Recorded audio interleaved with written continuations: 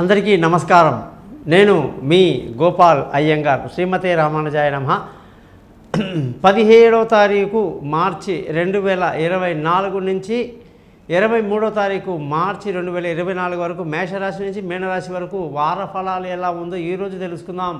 మీరందరూ కూడా శ్రద్ధగా వార ఫలాలు తెలుసుకున్నప్పుడు ఒక్క సెకండు ఆగి ఈరోజు ఏ వారంలో మనం ఏ వారం నుంచి ఏ వారకు ఏ నక్షత్రం నుంచి ఏ నక్షత్రం వరకు ఏ తిథి నుంచి ఏ తిథి వరకు అనేది తెలుసుకోవడం చాలా మంచిది. దానికి అనేక కారణాలు ఉన్నాయని మీకు తెలియజేస్తాను. అది సంపూర్ణంగా పంచాంగాన్ని తెలుసుకునే విధానం అన్నమాట.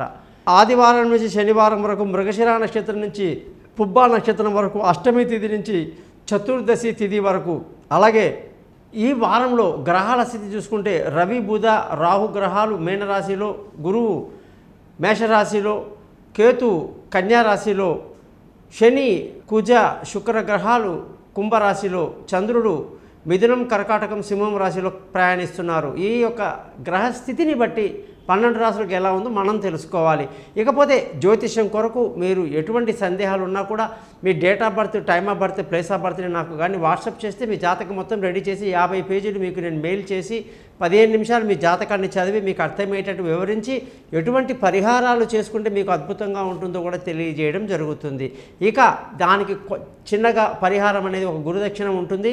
అలాగే ఎవరికైతే డేట్ ఆఫ్ బర్త్ లేదో వాళ్ళు ముఖాన్ని కనిపించే ఒక ఫోటో, మగవాళ్ళు కుడి చేతి రేఖల్ని, ఆడవాళ్ళు ఎడమ చేతి రేఖల్ని ఫోటోలు పంపిస్తే వాళ్ళ జాతకాలు రెడీగా ఉంటాయి. మీతో నేను 15 నిమిషాలు మాట్లాడతాను.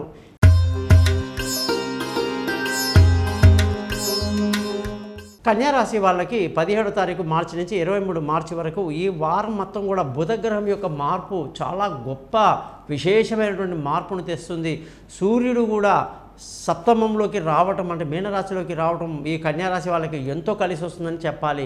మరి ఈ కన్యారాశి వాళ్ళకి ఉద్యోగంలో ప్రమోషన్లు, ఇంక్రిమెంట్లు, పై అధికారుల ప్రశంసలు, విదేశాలకు వెళ్ళే అవకాశాలు, కొత్త కొత్త కంపెనీలో అవకాశాలన్నీ చాలా బాగుంటాయి. ఇంటర్వ్యూలన్నీ సక్సెస్ఫుల్గా చేస్తారన్నమాట. మరి సెల్ఫ్ కాన్ఫిడెన్స్ చాలా బాగుంటుంది, అద్భుతంగా ఉంటుంది ఈ వారమంతా కూడా. సూర్యుడి యొక్క స్థితి వల్ల ఖర్చులు అధికంగా ఉండే అవకాశాలు విపరీతంగా కనిపిస్తున్నాయని చెప్పాలి.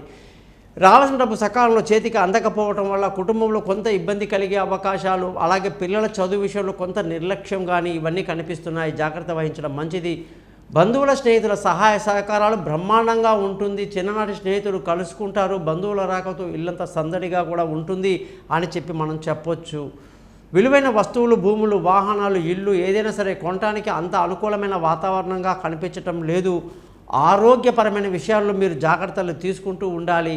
ముఖ్యంగా మీ పిల్లల చదువు విషయంలో విదేశాలకు వెళ్ళాలనుకున్నా, ఏం చేయాలన్నా, దూర ప్రయాణాలు చేయాలన్నా కూడా కొంత మంచి రోజులు చూసుకుని వెళ్ళడం మంచిది. ఆరోగ్యం బాగుంటుంది. శత్రువులు మీకు మిత్రులయ్యే అవకాశాలు కన్యారాశి వాళ్ళకు బ్రహ్మాండంగా ఉన్నాయి. అప్పులు తీరే సమయం వచ్చింది.